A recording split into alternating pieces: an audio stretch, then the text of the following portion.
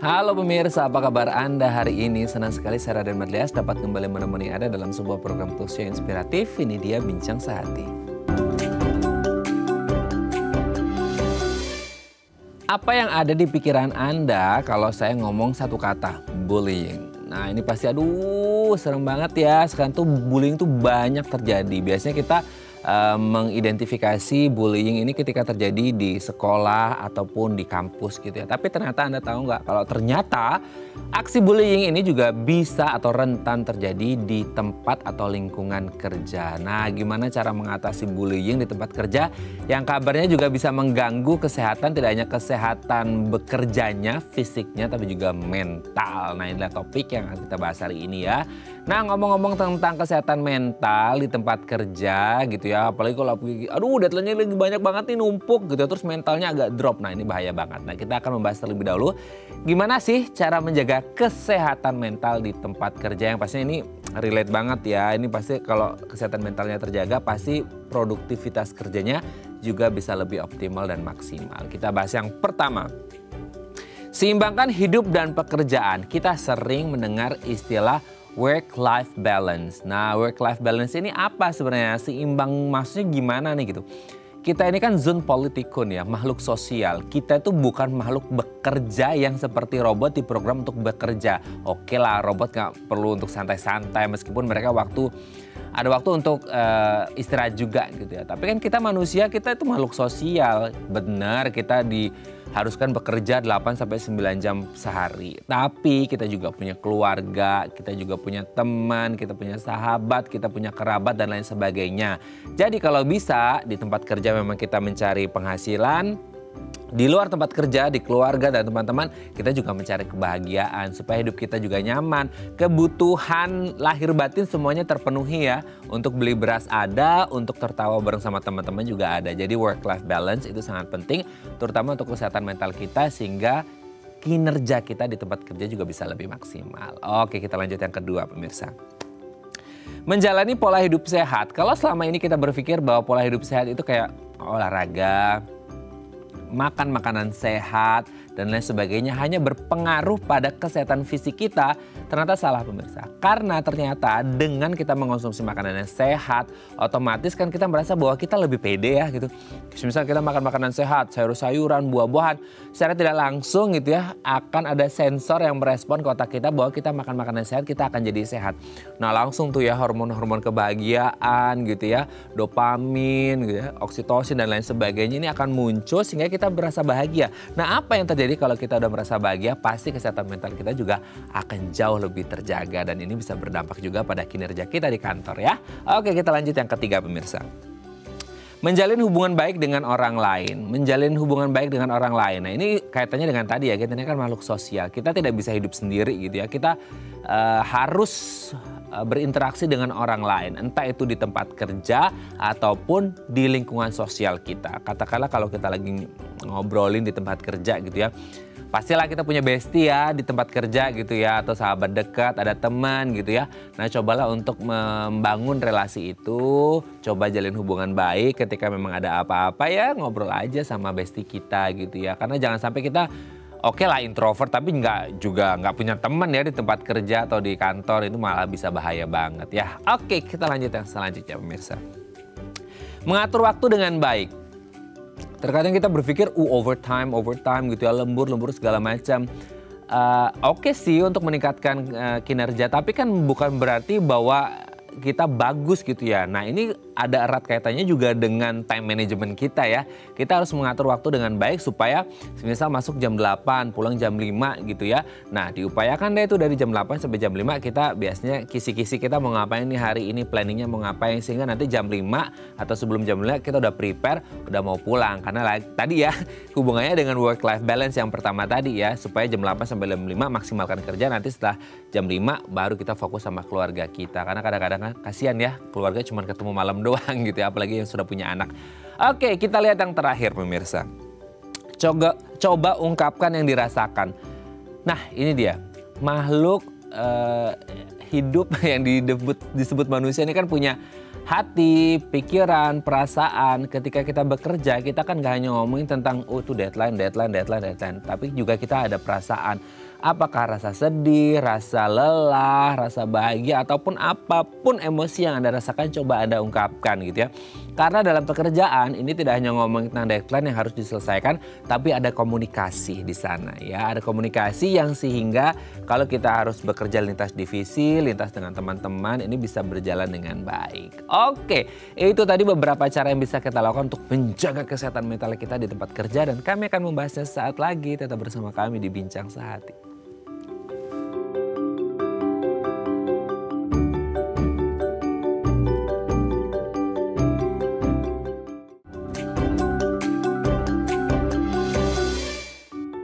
Baik, Anda masih bersama kami di Bincang Sehati. Ini penting banget ya, apalagi ini udah mau weekend, kita bisa flashback, kita bisa menenangkan diri dulu gitu ya.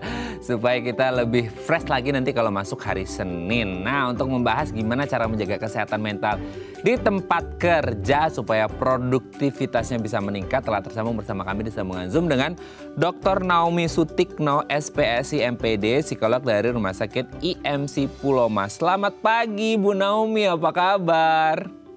Selamat pagi Mas Raden, kabar baik ya? Kabar baik, ini adem banget ya kalau ngobrol sama Bu Naomi ya. Semoga dengan ngobrol dengan Bu Naomi adem gini kesehatan mental kita lebih baik lagi ya untuk ready to work on Monday gitu ya.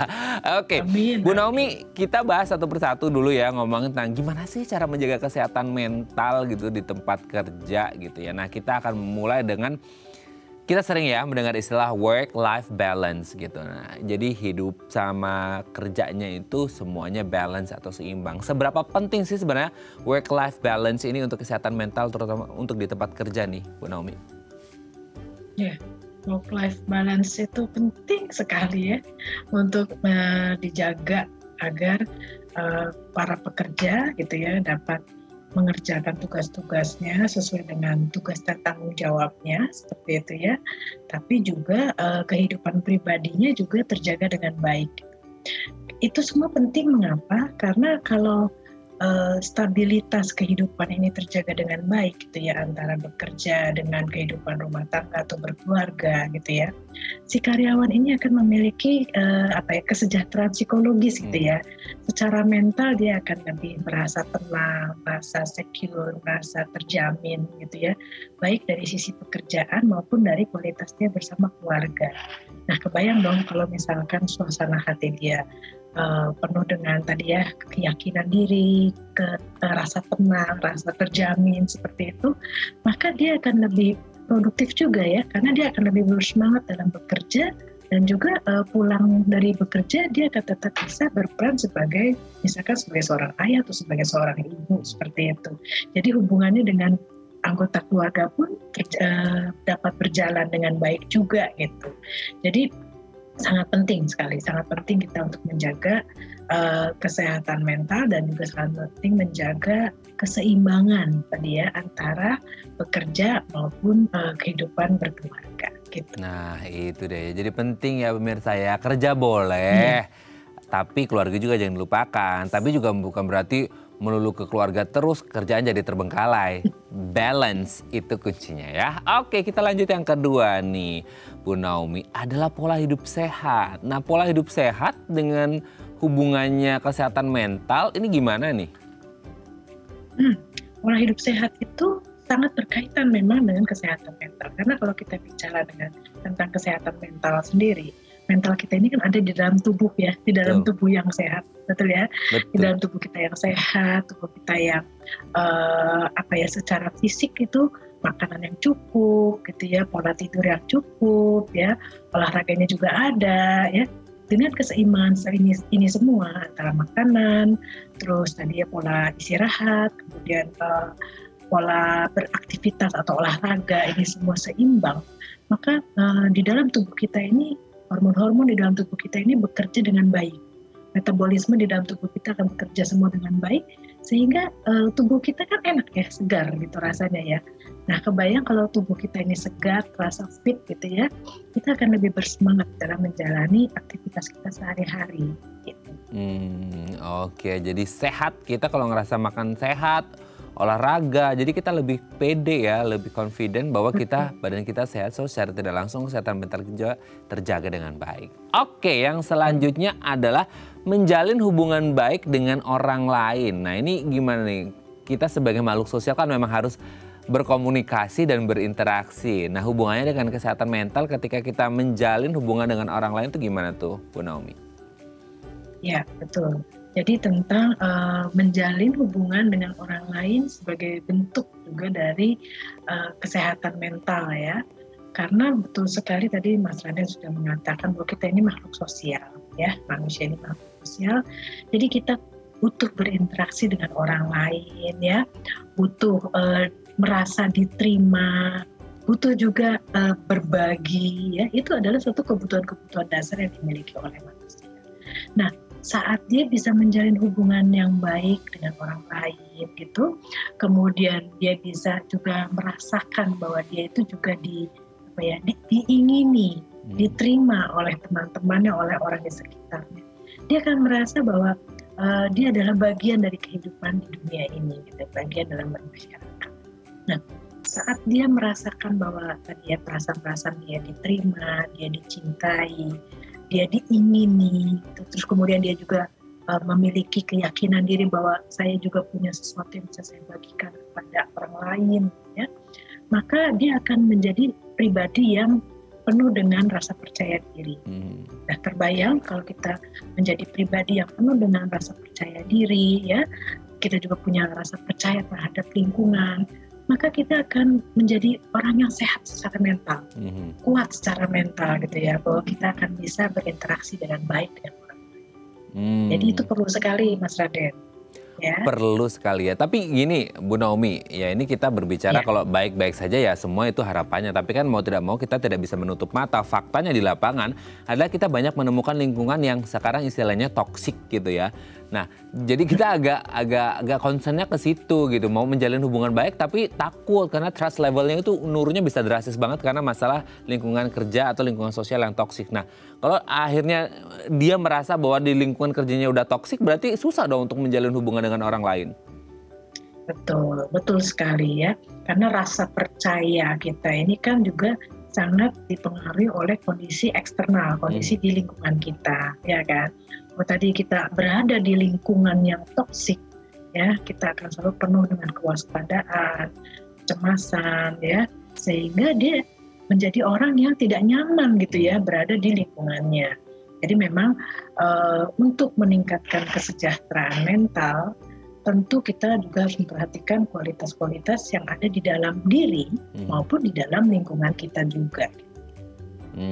Oke, berarti benar-benar kita harus mengetahui apa yang ada di diri kita, apa yang ada di lingkungan sekitar kita ya. Oke, karena memang ya di mana-mana pasti ada ya gitu ya. Tinggal gimana bijak-bijaknya kita gitu. Oke, lanjut yang selanjutnya adalah mengatur waktu dengan baik. Nah, hubungan time management dengan kesehatan mental ini gimana nih Bu Naomi?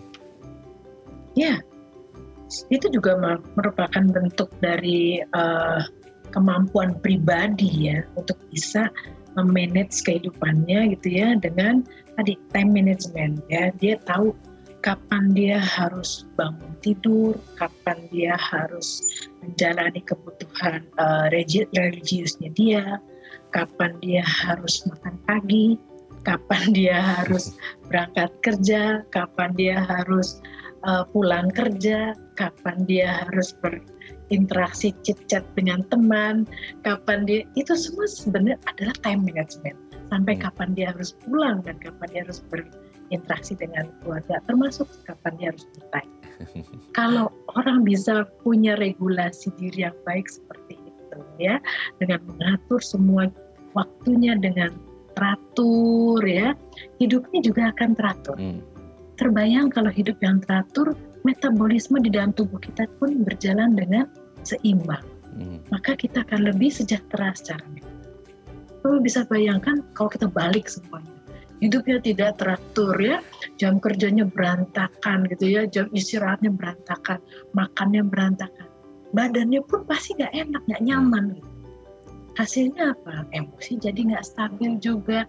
Akhirnya apa? Emosi nggak stabil, relasi sama orang lain jadi penuh dengan ngambek-ngambek, cemberut dan kesal, nah gitu ya. Jadi memang segalanya ini saling terikat satu sama lain, ya. Masuk tadi ya, menjaga time management ya, supaya diri ini bisa menjalani aktivitas hidup dengan lebih baik lagi. Betul banget ya Bu Naomi ya. Memang kalau kita sering lihat ya fakta lah, ini pasti di setiap kantor ada. Kita melihat tipe-tipe karyawan yang well organized sama disorganized. Nah nanti bisa dilihat deh itu ya, kesehatan mentalnya bisa dilihat dari situ ya. Hanya dari time manajemennya mereka ya gitu. Oke, kita lanjut yang terakhir nih Bu Naomi adalah coba ungkapkan apa yang dirasakan ya. Lagi-lagi kita makhluk sosial juga harus ngomong ya, komunikasi, ngomong gitu ya. Karena kan kita ya harus berkomunikasi, bahkan mungkin lintas divisi dan lain sebagainya. Tapi kan kadang-kadang kita juga agak worry juga. Ini hubungannya dengan menjalin hubungan yang kayak tadi, takutnya trust levelnya juga agak menurun karena mungkin berada di lingkungan yang toksik. Tapi sebenarnya apa sih manfaat ketika kita mencurahkan perasaan kita nih Bu Naomi? Manfaat kita mencurahkan perasaan. Gini, kalau kita bicara mencurahkan perasaan, tidak selalu mencurahkan perasaan itu harus ke orang lain cerita gitu, tidak selalu ya. Memang itu salah satu bentuk mencurahkan perasaan, yaitu bercerita kepada orang lain gitu ya, sehingga kita akan mendapatkan tanggapan mungkin dari orang lain atau respon, atau juga mungkin reassurance atau mendapatkan peneguhan dari orang lain. Itu salah satu bentuk memang kita bercerita atau mengungkapkan apa yang dirasakan. Tapi sebenarnya untuk beberapa karakter orang juga ada yang lebih suka mengungkapkan perasaannya itu dalam bentuk-bentuk yang lain, tidak dengan kata-kata. Misalkan dia menggambar gitu ya, dia membuat journaling, menulis. It is a part, itu bagian atau bentuk dari mengungkapkan perasaan gitu ya. Jadi banyak bentuknya, tapi perasaan itu memang perlu diungkapkan ya, supaya tidak menumpuk di pikirannya terus ya, berputar-putar sendiri terus seperti itu ya. Tapi dengan dia mengungkapkannya tadi melalui media ataupun melalui orang lain gitu ya, dia akan merasakan kelegaan gitu. Seperti kalau misalkan rumah jendelanya ditutupin semua pengap gitu kan ya, tapi begitu dibuka sedikit aduh lega gitu kan ya. Nah seperti itu ya, jadi ada udara masuk ya. Kalau rumah kan kalau ditutup terus kan pengap ya, tapi kalau jendela dibuka sedikit ada udara masuk mengalir ya, sehingga itu akan membuat lebih fresh, lebih segar gitu ya. Nah sama seperti kita, saat kita butuh ventilasi ini dibuka, dibukalah gitu ya, bukalah supaya tubuh ini menjadi atau diri ini menjadi lebih sehat, lebih segar, lebih sejahtera secara mental atau psikologisnya. Gitu. Ya ibarat kata ya Dok ya, ini kalau bahasanya itu ibarat kata seperti buang angin ya, kalau ditahan nggak enak harus dihempaskan ya gitu, walaupun agak sedikit bau tapi kan kita jadi lega gitu ya. Nah itu tadi ya, menariknya adalah selama pandemi kemarin mungkin kita juga sering mendengar istilah yang tadi Bu Naomi sempat mention ya, journaling. Kalau mungkin kita trust level ke orang mungkin agak menurun, kita bisa melakukan journaling. Yang penting semuanya diluapkan, energinya dikeluarkan gitu ya. Oke Bu Naomi, terjawab sudah gimana cara menjaga kesehatan mental di tempat kerja. Next kita bahas tema utama kita, bullying di tempat kerja. Aduh ini serem banget ya, nanti akan kita bahas ya Bu ya. Oke pemirsa, kalau Anda punya pertanyaan atau Anda lagi dibully sekarang di tempat kerja, boleh di 021 290 3244 atau DM Instagram kami di @daifamily. Kami akan kembali saat lagi.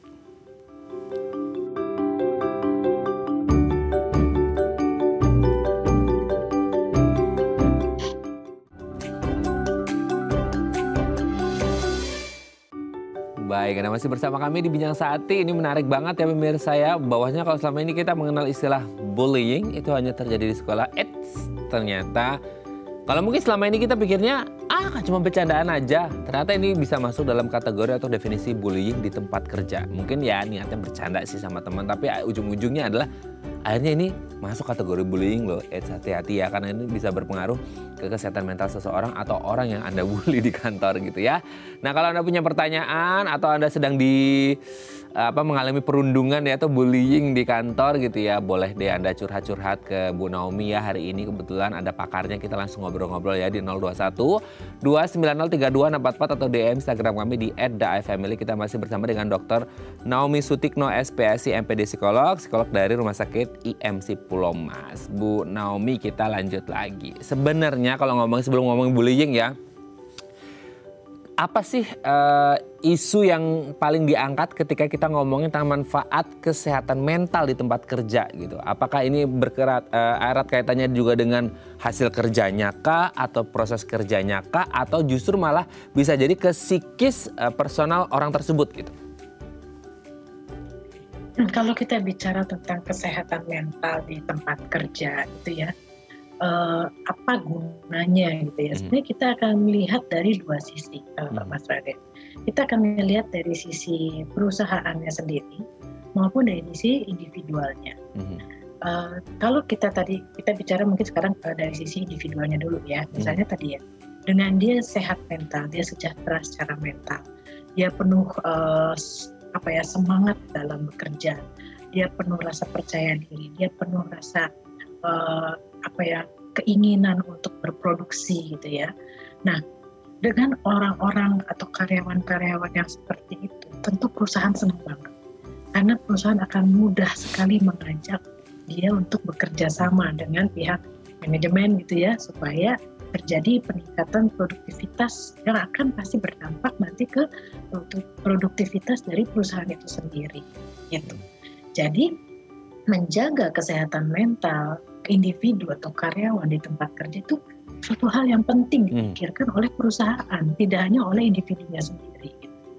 Karena pada karyawan-karyawan yang sehat, pada karyawan-karyawan yang sejahtera secara fisik maupun psikologis ya, maka dia akan punya penuh dengan daya, penuh dengan kualitas yang positif yang bisa dimanfaatkan ya untuk kemajuan dan kelanggengan dari perusahaan itu sendiri.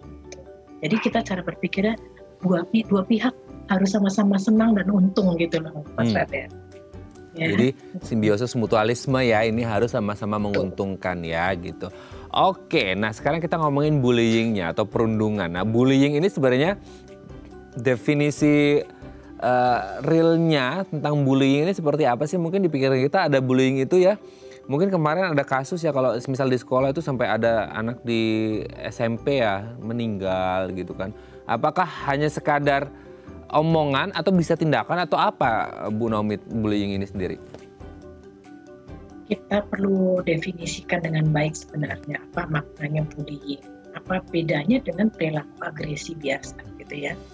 Jadi gini, kalau perilaku agresi kan jelas perilaku yang menyakiti gitu ya, menyakiti perilaku agresi, bentuknya macam-macam. Nah, sedangkan bullying itu memang sebenarnya bagian dari perilaku agresi. Yang disebut dengan bullying itu sebenarnya adalah perlakuan tadi yang menyakiti atau perlakuan menimbulkan resiko-resiko pada kesehatan fisik maupun psikis dari orang lain, perlakuan-perlakuan yang menimbulkan keberbahayaan untuk orang lain yang dilakukannya berulang kali. Nah, ini yang perlu dicatat. Ya, jadi bullying itu adalah perilaku yang berulang, ya, dalam menindas orang, ya, dalam bentuk baik fisik maupun psikis, ya. Kalau psikis itu seperti apa? Psikis itu mungkin kalau fisik kita tahu kayak tadi disinggung oleh Mas Raden, misalkan sampai ada kematian ya, tandanya secara fisik mungkin dipukul gitu ya. Tapi kalau psikis itu ternyata dengan dia dihina, dia diejek, dia dimusuhin satu kelas misalkan ya. Nah, itu salah satu bentuk juga bullying ya, atau perundungan gitu ya. Jadi itu terjadi di mana saja, itu bisa terjadi di mana saja, Mas Ade. Tadi kita bicara memang sedikit sekolah, seolah-olah sekolah banyak sekali memang informasi atau kita dengar memang di berita-berita gitu ya, bahwa terjadi bullying atau perundungan di sekolah gitu ya, yang mengakibatkan adanya kematian seperti itu kita dengar baru-baru ini. Tapi di tempat yang lain juga ada, mau di mana? Di keluarga apakah ada bullying? Ada. Di tempat kerja ada gitu ya. Jadi sebenarnya tadi yang perlu digarisbawahi adalah perilaku yang berulang kali dilakukan ya oleh orang atau sekelompok orang ya, yang menimbulkan resiko ya bagi kesehatan fisik maupun psikologis serta keselamatan dari orang yang diganggu. di mana orang yang diganggunya ini tentunya menjadi orang yang sifatnya lebih lemah gitu ya dari orang yang melakukan bully tersebut. Gitu. Oke. Berarti kan bullying ini ya sesuatu yang ya ironis sekali ya, maksudnya sangat menyedihkan ketika ini benar-benar terjadi, dan ternyata tidak hanya di lingkungan sekolah ya yang bisa terjadi atau rentan terjadi bullying, bahkan di keluarga ya, sosial, bahkan di tempat kerja yang notabene-nya diisi oleh orang-orang yang profesional ya dan well educated sih, harusnya kan seperti itu gitu. Tapi ternyata risiko itu tetap mengintai kan. Nah, kalau untuk case di kantor sendiri atau di tempat kerja, bullying ini sebenarnya apa yang akhirnya menyebabkan terjadi bullying, Bu Naomi? Apakah karena memang sifat atau karakter pembulinya, atau karena tuntutan pekerjaan, atau memang orangnya ini bullyable ya gitu istilahnya ya, bullyable, atau karena ya mau tidak mau kita akui sekarang ya di tempat kerja manapun pasti ada terjadi gesekan ya, ada apa ya, office politik lah gitulah dan segala macam. Nah itu kan pasti ada, selalu ada. Nah itu biasanya disebabkan karena apa sih Bu Naomi? Oke. Mungkin sebelum kita bicara disebabkan, kita tahu dulu bentuk-bentuknya kali ya, Mas Raden ya. Kita bicara bentuknya dulu supaya semakin kita paham nanti disebabkan oleh apa dan siapa itu ya. Jadi bentuk-bentuk bully khususnya di tempat kerja ya, mungkin akan berbeda bentuknya dengan bully di sekolah tadi yang kita lagi bicarakan. Umumnya kalau bully yang dilakukan di sekolah oleh apalagi pelakunya anak-anak remaja gitu ya, mereka memang lebih yang fisik ya, yang apa dipukulin, disakitin gitu ya, ya seringnya itu ya yang kita dapat ya informasinya kan ya, dipukuli, kemudian mungkin bajunya dilepasin seperti itu ya. Nah tapi kalau di tempat kerja tidak, tempat kerja bentuk bulinya beda lagi, Mas Raden. Ya mungkin rekan-rekan yang mendengarkan siaran ini itu juga bisa melihat itu bahwa bentuk-bentuk bully di tempat kerja itu seperti misalkan gini, secara berulang gitu ya, secara berulang ada atasan yang kayak ngumpetin atau menutupi informasi kepada satu orang bawahannya, sehingga si bawahannya selalu celingak-celinguk kebingungan gitu. Nah terus tadi diketawain rame-rame. Itu suatu bentuk bullying gitu ya. Jadi dalam apa ya, seringkali kita bilang dikerjain gitu ya, dalam tanda kutip gitu kan ya, diisengin gitu ya. Terus ntar jadi buat bahan ketawaan satu kantor gitu, satu ruang kerja. Itu salah satu bentuk bullying ya. Itu. Terus apalagi misalnya dikerjain, dikasih tugas yang begitu banyak ya, tugas yang tidak secara rasional nggak masuk akal gitu ya. Dia dikasih tugas banyak banget gitu. Nah atasannya ngasih terus gitu ya, tanpa memikirkan si orang tersebut.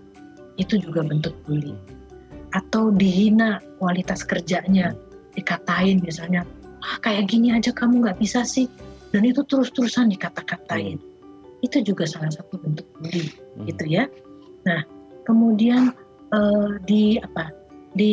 diabaikan, dicuekin gitu ya, satu floor cuekin dia gitu ya, janjian dikerjain gitu ya, dan itu berulang gitu ya. Nah itu juga salah satu bentuk bullying di kantor. Kebayang ya, jadi itu bentuk-bentuk bullying di kantor. Jadi berbeda memang dengan bentuk bullying kalau kita bicara di sekolah gitu ya. Atau misalkan ada lagi bentuk lain, misalnya memang ada juga larinya nanti ke harassment ya. Misalkan digodain. Misal mohon maaf, misalkan wah dia udah tua belum nikah gitu ya, wah digosipin, diketawain gitu. Nah itu juga bentuk bullying ya.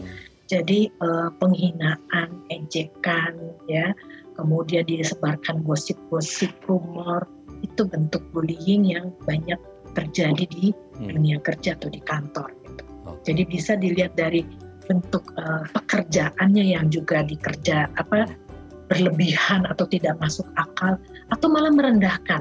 Misalkan gini, dia bisa posisinya sebenarnya bukan seseorang yang harus ngambil sesuatu di bawah gitu ya. Dia harus, misalkan kertas yang harus dia terima terus dijatuhin ke lantai. Sinetron banget itu ya Bu ya. sinetron banget ya. Tapi itu salah satu bentuk bullying gitu ya. Jadi sehingga si karyawannya kan mau nggak mau dia harus ngambil ke lantai gitu kan. Nah, dan itu dilakukannya berulang kali. Kalau mungkin satu kali nggak sengaja jatuh, oke, gitu ya.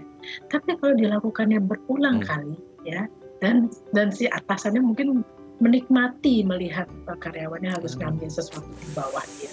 Itu aduh, oke, Bu Naomi, ini kebayangkan? semakin miris ya dengernya ya. Ternyata it's real, itu ada benar di tempat kerja. Nah, yang belum terjawab adalah penyebabnya ya. Kalau tadi bentuk-bentuknya, kita harus break terlebih dahulu. Nanti setelah break kita baru ngomongin penyebabnya apa sih? Apakah memang orangnya sifatnya karakternya begitu, atau ada kesempatan, atau karena orangnya bullyable? Nanti akan kita bahas di segmen selanjutnya ya. Oke, pemirsa 021 290 3244 atau DM Instagram kami di @daifamily kalau Anda masih punya pertanyaan. Kami akan kembali saat lagi.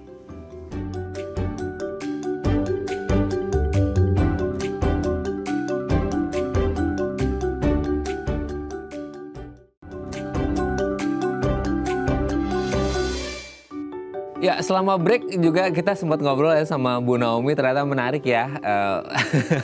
Materi karena kita juga ada di satu lingkungan kerja, mungkin kita menemukan ada beberapa teman kita yang ya mungkin nggak sadar mungkin ya kita melakukan bully, tapi kita konteksnya kan buat happy-happy aja, tapi mungkin nggak tahu ya from the deepest part of their heart gitu ya, itu apa yang dirasakan kita juga nggak ngerti. Oke, kalau Anda punya pertanyaan seputar bullying 021 290 3244 atau DM Instagram kami di @daifamily. Kita masih bersama dengan Dr. Naomi Sutikno, SPSI, MPD Psikolog dari Rumah Sakit IMC Pulau Mas. Kita lanjut lagi ya Bu Naomi ya. Tadi kan udah dijelasin bentuk-bentuk bullying, sekarang penyebabnya apa? Tadi udah di-mention dari sebelumnya, apakah sifat pembulinya, keadaan yang mendukung, atau orangnya memang bullyable gitu, gimana nih Bu?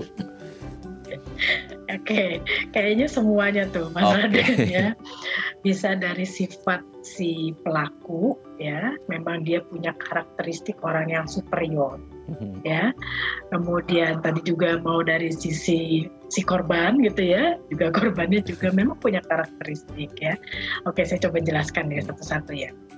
Jadi gini, jadi kalau disebut dengan bullying gitu ya, pembuli ya, ada 3 kategori sebenarnya dari dalam dunia kerja ya. Ada yang dari atasan ke bawahan, ya. Nah biasa kalau dari atasan ke bawahan adalah si atasan ini memang karena dia punya posisi kerja, punya kekuasaan yang lebih tinggi, sehingga dia tadi ya menikmati saat si karyawannya tadi ngambil kertas di lantai gitu ya. Itu atasan ke bawahan ya. Kemudian ada sifatnya horizontal. Horizontal itu adalah teman serekan kerja, selevel ya, teman selevel. Biasanya itu karena kepribadian si pelakunya yang memang superioritas ya, yang senang ngerjain, yang senang menindas orang lain yang di bawahnya gitu ya, yang dia lihat karakteristiknya lebih lemah gitu. Nah, tapi juga jangan disangka ada juga bullying di kantor dari bawahan ke atasan. Ada, Bu. Ada. Amazing ya, ada ya. Bawahan ke atasan itu biasanya memang betul secara hierarki kerja dia bawahan gitu ya. Tapi mungkin dia lebih tua. Nah, kalau dia lebih tua secara usia gitu ya, terus atasannya lebih muda ya, terus kemudian dia sudah lebih lama di tempat kerja itu, sedangkan si atasan yang lebih muda ini anak baru juga, itu juga bisa jadi bahan bully gitu ya. Jadi ternyata tidak hanya tadi atasan ke bawahan ya, bisa horizontal atau dari bawahan ke atasan ya. Jadi suasananya seperti itu bullying di kantor. Nah, terus kemudian tadi kalau kita bicara pelakunya itu kayak gimana ya, tadi orang-orang yang memang punya karakteristik superior ya, orang-orang yang punya superior itu tidak hanya dari sisi keterampilan atau kemampuan gitu ya, tapi juga dia superior dalam hal sosial ya. Jadi dia kayak mudah memprovokasi teman-temannya gitu ya, pintar memprovokasi teman-temannya. Nah itu juga karakteristik dari pelaku-pelaku bully itu gitu ya. Jadi memang dia orang-orang yang seperti itu ya. dominan, ambisius, kompetitif. Ya, Termasuk yang itu gini kan. nggak sih Bu Naomi, sorry aku potong. Gimana? Kan ada mungkin di kantor itu ada orang yang membentuk circle-circle gitu ya, eksklusif. Nah, di mana satu circle itu ada wak gengnya lah bahasanya. Itu juga bisa. Itu kan sering terjadi ya, gimana tuh? Ya, betul sekali ya, betul sekali. Di kantor-kantor pun juga tetap ada ya, sekalipun tidak se-ekstrim kalau di masa remaja atau di sekolahan gitu ya. Di kantor juga tetap ada circle-circle, geng-geng kecil gitu ya. Dia lebih nyaman ngobrolnya sama siapa gitu ya.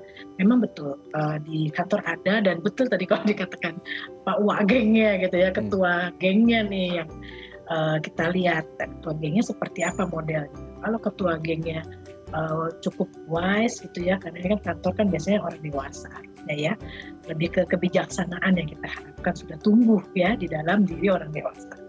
Nah, kalau ketua gengnya masih kanak-kanakan dalam tanda kutip gitu kan ya, nah itu yang berbahaya gitu ya, jadi bisa memprovokasi teman-temannya untuk mengerjai atau menggoda rekan kerjanya, ataupun bisa juga tadi saya bilang atasan juga bisa dikerjain gitu ya.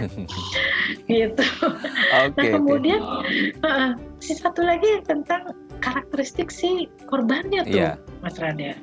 Kadang karyawan yang jadi korban itu juga dia punya karakteristik memang orang-orang yang lemah, ya, lemah dalam artian dia orang-orang yang misalnya karyawan baru gitu ya, karena dia karyawan baru.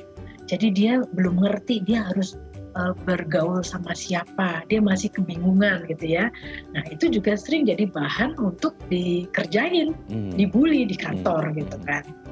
Kemudian atau karyawan yang mungkin ya yang sudah tua atau kita sebutnya apa, yang veteran lah gitu ya, yang dianggapnya dia tuh dia udah nggak mampu ya, sehingga dia diasingkan. Itu juga satu bentuk bully ya. Jadi tidak hanya newbie yang udah dikerjain gitu ya, tapi juga bisa saja orang yang sudah dianggap udah nggak bisa apa-apa gitu. Jadi tidak dihargai lagi di tempat kerjanya. Itu juga bentuk bullying. Dan tadi si korbannya karakteristiknya seperti itu. Jadi karena ada ketidakberdayaan ya pada si korbannya ya, jadi terus-terusan perlakuan itu dikenakan kepada orang itu. Oke, nah, ini dari pelaku dan yang dibully. Nah sekarang yang menjadi pertanyaan sebenarnya dari kedua ini, Bu Naomi, sebenarnya dua pihak ini mereka sama-sama sadar mereka melakukan bully dan dibully atau enggak sih sebenarnya? Karena ini yang kadang-kadang kita yang sebagai pelaku ya, kita merasa enggak kok cuma bercandaan doang gitu kan.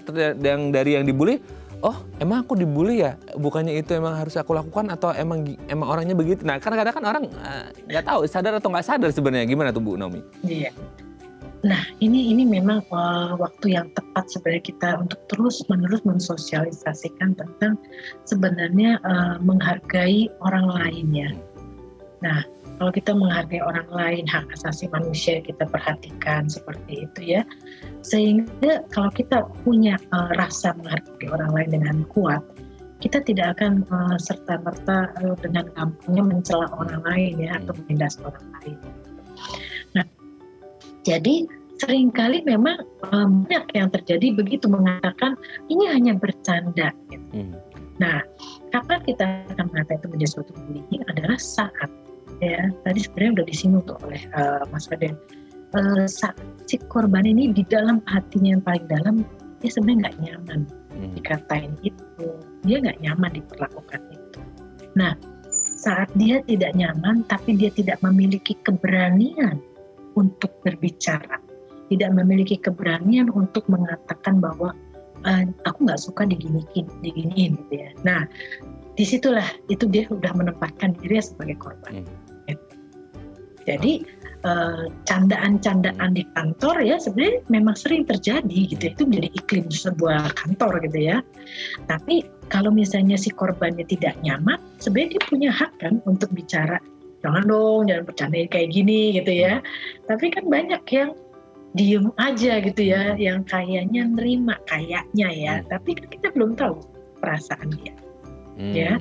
Nah itu nanti akan kita lihat ke dampak psikologis dari si korban, itu juga menjadi suatu hal yang penting diperhatikan. Nah itu ya, aduh ini sebenarnya bahasanya bagus banget ya. Kayaknya nanti kita perlu 10 episode ngomong sama Bu Naomi ya ngobrol tentang ini. Karena kita harus break terlebih dahulu Bu Naomi, nanti kita akan lanjut lagi di segmen terakhir ya. Kita akan ngomongin apa sih yang harus dilakukan, tips-tipsnya yang mungkin ini bisa menjadi win-win solution antara dua belah pihak. 021 290 3244 atau DM Instagram kami di @daefamily kalau Anda masih punya pertanyaan. Kami akan kembali saat lagi.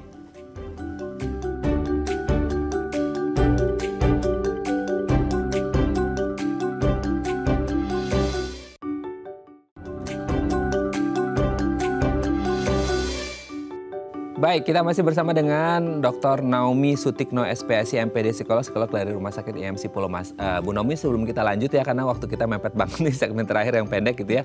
Sebelum kita ngomongin tips yang mengatasi bully di tempat kerja, pertanyaan terakhir sebelum bahas tips adalah apa yang harus dilakukan? Apakah perlu pengobatan, terapi, atau treatment khusus bagi mereka yang mengalami bully dan butuh waktu berapa lama dan biasanya apa yang dilakukan gitu?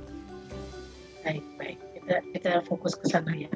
Tapi kita juga harus tahu gini Mas, dampaknya, dampak dari bully di kantor itu kita tetap juga harus melihat dari dua sisi ya, dari individunya dan karya dan perusahaan. Kita lihat dari dampak secara individunya, kan dia akan stres ya, dia akan tertekan, dia akan malu, dia akan lama-lama dia akan malas berangkat kantor, dan akhirnya dia mengalami gangguan tidur, gangguan psikologis, bahkan yang parah mungkin bisa depresi dan paranoid gitu ya. Itu secara individual. Nah sekarang kita bayangkan kondisi karyawan seperti itu ada di sebuah perusahaan, pasti merugikan perusahaan. Perusahaan akhirnya apa jadi yang terjadi? Karyawannya motivasinya untuk kerja menurun, ya kan, kepuasan kerja menurun. Terus juga akhirnya berpengaruh pada karyawan yang mangkir, mungkin yang akhirnya bolos-bolos seperti itu, ya kan? Malah yang paling fatal karyawannya mengundurkan diri.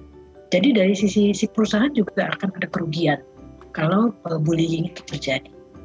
Maka kalau tadi pertanyaannya Mas Raden, apa yang bisa kita lakukan gitu ya dalam kondisi memahami atau mencegah jangan sampai bullying ini terjadi, karena dampaknya ternyata buruk kan ya, baik individu maupun terhadap kantor. Jadi yang pasti kita di perusahaan ini juga harus punya manajemen yang tegas, manajemen yang jelas, clear boundaries ya. Jadi apa batasan-batasan yang jelas gitu ya antara perilaku yang diterima ataupun yang tidak diterima di kantor itu. Itu harus jelas. Itu satu.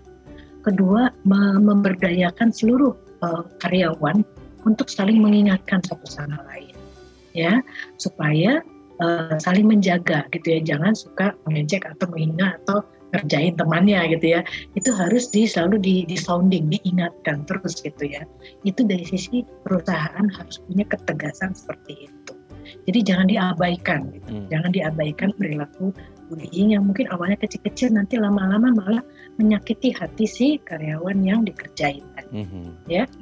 Nah, kemudian kalau dari sisi si karyawannya, si individu yang menjadi korban, seperti tadi saya sudah jelaskan, kondisi psikologisnya dia terganggu. Dia mengalami kecemasan, depresi, bahkan ada yang paranoid seperti itu.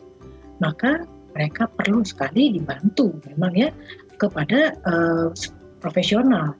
Misalkan datang ke psikolog gitu ya, ke rumah sakit ya, sehingga mendapatkan penanganan agar kemampuan regulasi emosi dan pikirannya ditingkatkan ya, agar dia bisa dimotivasi lagi, dikuatkan lagi untuk bisa kembali ke tempat kerja dengan pribadi yang lebih kuat gitu ya, menghadapi tantangan atau godaan atau tekanan dari teman kerja dan atasan misalkan.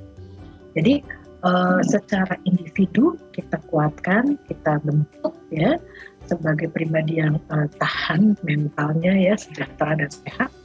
Tapi juga dari sisi perusahaannya jangan pernah dilupakan supaya tadi secara manajerial juga harus ada ketegasan aturan supaya tidak terjadi bullying di tempat kerja. Kira-kira gitu. Oke. Nah untuk itu treatmentnya, terapi apa yang dilakukan. Tapi bisa nggak sih, maksudnya orang kan kadang-kadang mereka suka menyalahkan diri sendiri. Oh, aku emang orangnya kayak gini, aku orang yang lemah. Nah itu kan pasti ada di posisi orang yang dibully tuh, Bu, gimana tuh? Betul sekali. Nah, itu yang menjadi target perilaku yang akan kita tangani secara profesional oleh psikolog gitu ya biasanya ya. Di dalam penanganan kami sebagai psikolog, kita akan membantu orang-orang yang selalu dia punya self esteem atau rasa rendah diri ya, harga dirinya rendah sekali gitu ya. Nah, sehingga dia sepertinya dalam tanda kutip menyetujui kata-kata temannya gitu, ya kan.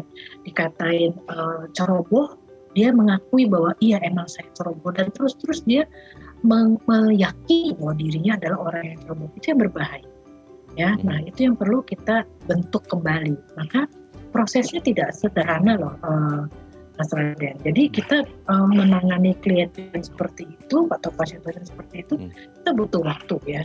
Bisa sampai bulan, 2 bulan kita bentuk lagi supaya cara berpikirnya kita kembalikan supaya benar gitu, cara berpikir yang salah tadi kita perbaiki. Oke. Perlu nggak sih untuk, kan memang tapi perlu effort juga ya, apalagi untuk mengetahui dirinya lebih oke untuk menghadapi itu. Mengubah cara menanggapi bully juga penting nggak sih, Bu? Ya, betul. Ya, nanti dia akan dilatih biasanya dalam treatment kami gitu ya, dalam layanan psikologi. Kita bantu dia untuk lebih tangguh untuk menghadapi ya perlakuan dari rekan kerja atau atasan yang misalnya tadi membuli gitu ya. Salah satunya membantu mereka mengatakan tidak gitu ya. Kalau misalnya dia selalu diam, dia akan terus jadi sasaran. Tapi kalau dia terlatih untuk mengatakan tidak, aku tidak mau, tidak, aku tidak suka. Nah, kalau dia udah ngomong gitu, dia akan lebih kuat secara psikologis ya, sehingga lingkungan kerjanya juga menjadi lebih hati-hati dengan orang-orang yang berani mengatakan tidak gitu kan ya. Gitu. Oke, jadi kita bisa bilang katakan tidak pada bullying. Betul itu sekali. kayak pernah lihat ya. Oke, Bu Naomi terima kasih. Itu sebenarnya banyak banget ya pertanyaan-pertanyaan belum ditanyakan dan dijawab ya. Tapi karena waktu juga membatasi kita, next time kayaknya kita butuh lebih ngobrolin lagi sama Bu Naomi terkait tema hari ini gitu ya. Terima kasih Bu Naomi, semoga ini menjadi insight baru bagi para karyawan ya. Entah itu atasan, bawahan, semua harus jadi satu. Karena kalau ada atasan nggak ada bawahan juga jelek ya. Kalau pakaian nggak ada bawahan nggak ada atasan juga jelek gitu. Semuanya harus saling bersinergi. Terima kasih Bu Naomi. Saya selalu salam untuk keluarga di rumah dan teman-teman di IMC Pulau Mas. Selamat pagi, Bu. Oke, pemirsa, itu tadi perbincangan kita. Semoga bermanfaat ya. Saya Raden Madlias pamit. Sampai jumpa dan selamat berakhir pekan.